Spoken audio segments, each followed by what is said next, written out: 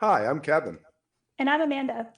and we are serving up All that jam.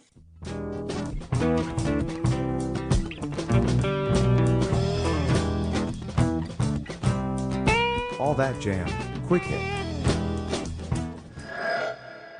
Matt Rifino on mixing for House vs. Stream. That is Excuse me. so fascinating. It never actually occurred to me, but that makes so much sense that to some degree, like not that it would change what you're doing so much, but just being aware of how people are consuming that music and how it's going to come out of that device. Because you're right. I mean, it's a very different feel, and that's how so many of us are listening. You know, I see makes the total big sense. push right now for the Dolby Atmos thing, and I just really gotta wonder, like, who's buying 20 speakers?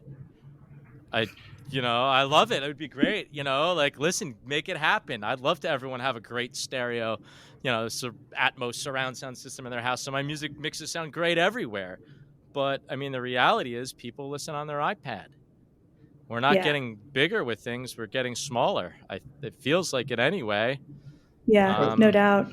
so let me ask you something that you mhm, may have an answer for or not. There was a big thing a few months back about the fish streams, mhm. that they only had one person mixing for the stream and for the house, and that he would mix for the stream and not the house, and people were complaining Yeah, about I the heard about house. that. Does some of this, what you're saying, go to this? Because I have my little bookshelf speakers here I'm listening on, and not a sound system at MSG. So if he's trying to make it sound good here, it might not be sounding good there. I can't speak for what they're doing. I don't have any inside information into that. I can tell you on the Today Show and every other live event that I've been involved in 25 years, if I'm the broadcast mixer, there's a separate front of house mixer.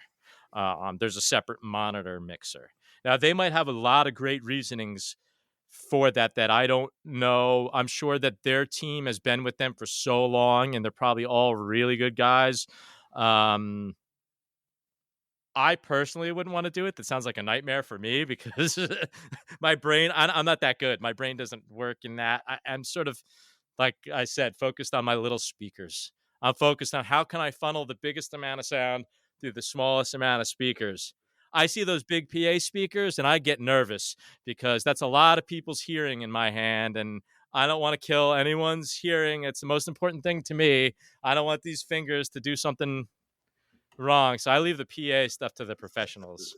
He did do an interview with Yamaha that's on Instagram, and it's interesting. I don't know if you want to check I it out, but he will, yeah. kind of explains that after quarantine, he it just kind of happened. They didn't hire another guy, and so he just kind of fell into it. But there's a lot of, I mean, fish fans bitch about everything, so that's what we do. But Yeah, no, I could see why they would do it that way. I mean, budgetary wise, it definitely makes sense.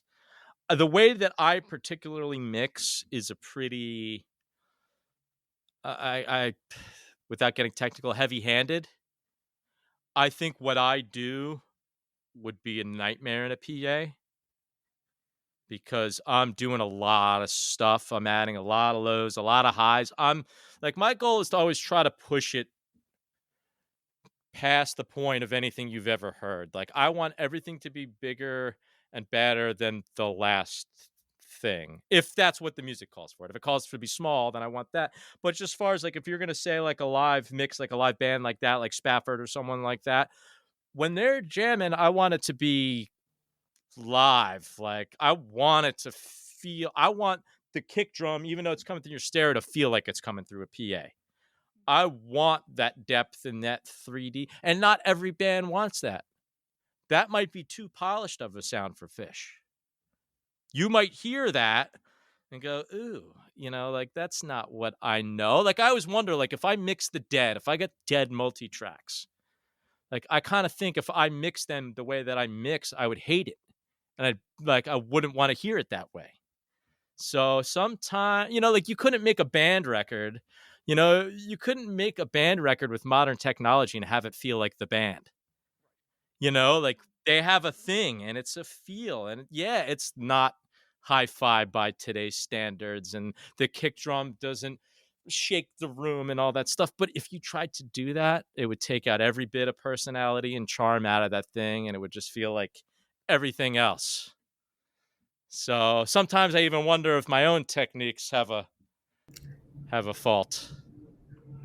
But I think like being sensitive to that is the most important thing. And you had mentioned about your kids. So I have an 11-year-old, and I down in our basement where he usually is like hanging out with his friends. We have the old school stereo and like all my cassettes and CDs and everything. And one day, a year or so ago, I hear this music coming from downstairs, and they had they had put on a CD, and then they put a tape in, and they were like, "What is this?" And they were saying how different they sound, right, between one and the other. And so just that feel that you're talking about, I mean, I think honoring that is like the most important thing. And then on the other hand, too, pushing it a little bit. And I think sometimes it's good for people to be given something that does sound a little bit different than maybe what they're used to, because it's going to open up their thinking of like what's possible, Yeah, and like what's good. I try to go by the philosophy of like, I want to push it as far as I can while keeping the intent of the artist Mhm. intact. Like every time that I grab a knob, I'm altering their performance. I don't care if it's an EQ or a compressor or a reverb. I'm now affecting what they played. So, like with drums, for instance, a lot of times you got to do a lot of stuff to make drums sound really good. And when you do that, you are now altering the dynamics of that player. So, I want to do like my best. I want my intent to be correct. Yes, I want to enhance the drummer's sound. But if I go so far to enhance it that it doesn't feel like him anymore, I'm doing a big disservice to him and the band and the listener. So it's like, well, how far can I push these things while not screwing with the original emotion? And that's a fine line. If you are enjoying All That Jam, please like and subscribe to our social media channels at All That Jam Pod on Twitter, Instagram, and Facebook, or visit our website, allthatjampod.com. Make sure to sign up for our email list and tune in every week for new episodes.